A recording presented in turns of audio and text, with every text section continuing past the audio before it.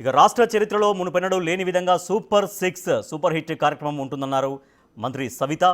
YCP ఆరోపిస్తున్నట్లు రాష్ట్రంలో ఎక్కడా urea కొరత లేదని, మెడికల్ కాలేజీల విషయంలో వైసీపీ అనవసర రాద్ధాంతం చేస్తోందన్నారు. సంక్షేమం అభివృద్ధి చేయడంలో చంద్రబాబుకి సాటి లేరని చెబుతున్న మంత్రి సవితతో మా ప్రతినిధి Yogananda face to face. Anantapur జిల్లాలో కన్నీవిని ఎరిగిన నేతల్లో సూపర్ హిట్ సభ నిర్వహించబోతున్నారు టీడీపీ నేతలు. ఈ విషయం గురించి మనతో మాట్లాడేందుకు జిల్లా మంత్రి సవిత గారు మేడం ఏం చెప్తారు? కన్నీవిని ఎరిగిన సుమారు 4 లక్షల మంది పైగా హాజరవుతున్నారు. అందులో మహిళలు కూడా ఎక్కువ సంఖ్యలో సభకు హాజరయ్యే అవకాశం ఉంది. ఎలా అనిపిస్తుంది మేడం సభ? ఇది మహిళా పక్షపాతి ప్రభుత్వం అండి. ఎందుకంటే గతంలో అన్న నందమూరి తారక రామారావు కాలం నుంచి మహిళలకు పెద్దపీట వేసిన అన్న నందమూరి తారక రామారావు గారి స్ఫూర్తితో మరి ఈరోజు మరి చంద్రబాబు నాయుడు గారు కావచ్చు, డిప్యూటీ సీఎం గారు కావచ్చు, మరి నారా లోకేష్ బాబు గారు కావచ్చు, మరి మహిళలంటే గౌరవం.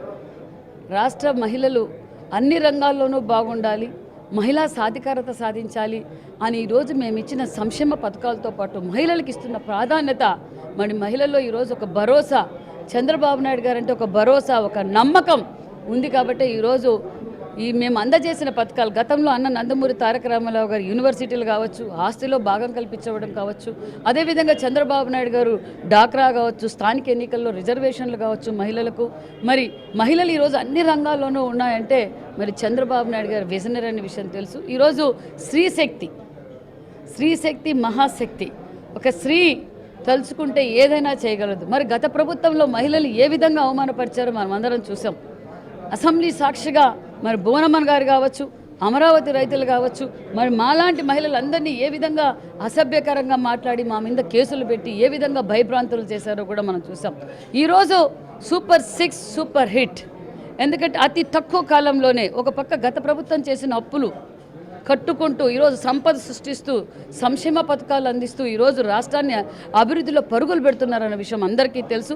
ప్రజలు కూడా స్వచ్ఛందంగా, ఎందుకంటే మేము సుపరిపాలన తొలడుగు వెళ్ళాం, అప్పుడు కూడా సూపర్ 6 గురించి చెప్పినప్పుడు ప్రజలు చాలా ఆనందంగా ఉన్నారు. ఒక పక్క 4000 పెన్షన్ కావచ్చు, అన్నదాత సుఖీభావ కావచ్చు, తల్లికి వందనం కావచ్చు, మరి అంతేకాకుండా మరి ఈరోజు స్త్రీశక్తి కావచ్చు, మరి అన్నా క్యాంటీన్లు, రాష్ట్ర వ్యాప్తంగా ఆర్ఎంబీ రోడ్లు, హైవే రోడ్లు, మరి పోలవరం, అమరావతి, ఈ ఇరిగేషన్ ప్రాజెక్టులు, ఈరోజు సాగునీరు తాగునీరు రాయలసీమకు అందాయంటే ముఖ్యమంత్రి చంద్రబాబు నాయుడు గారి అపర భగీరథులు అని చెప్పాలి.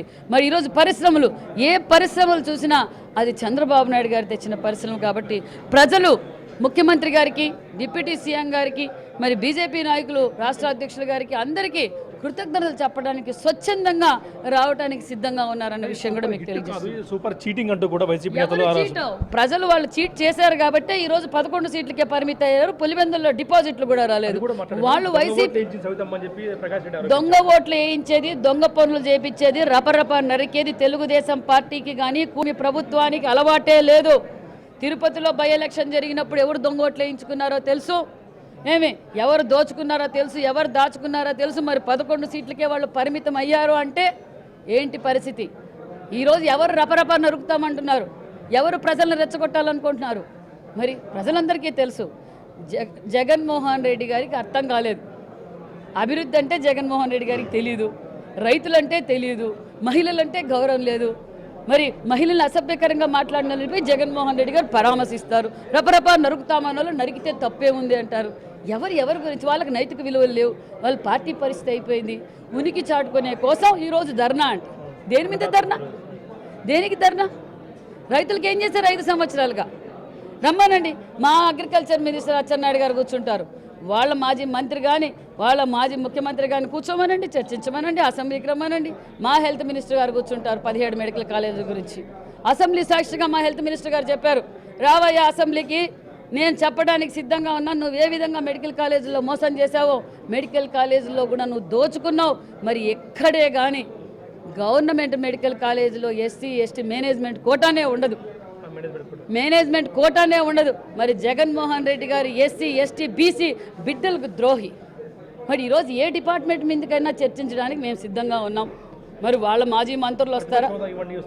ఎవరికండి ప్రతిపక్ష హోదా ఇచ్చేది? ఎవరు ప్రతిపక్ష హోదా? ప్రజలకి ప్రతిపక్ష హోదా ఇవ్వలేదు, మేము ఇచ్చేదేముంది?